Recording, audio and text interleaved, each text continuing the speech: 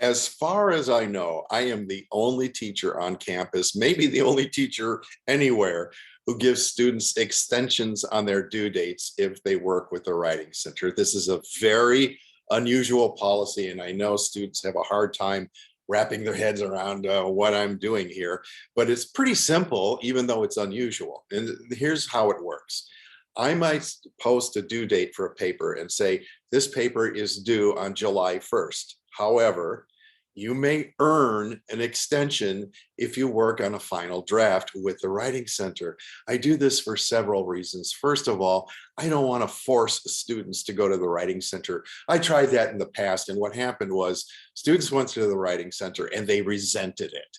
They really did. And now I offer it as an opportunity, a kind of a gift, if you will, that yes, you can have the paper done by July 1st and I will grade it.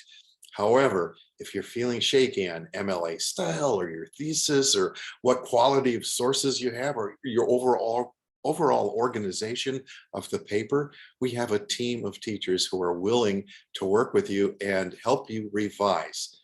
As far as I'm concerned, revision through peer feedback is the way to writing a good paper. It doesn't matter if you're in school or outside in the workplace. If you're a police officer and you're writing up an accident report, you show it to a fellow officer or your sergeant or somebody else, make sure that they read it and give you some feedback, because if you go to court, the judge is going to look at this, and if you've written it poorly, and you haven't had somebody else's eyes on it saying, hey, you've got an error in here, that peer feedback could make the difference. The revision could make the difference of how the case turns out.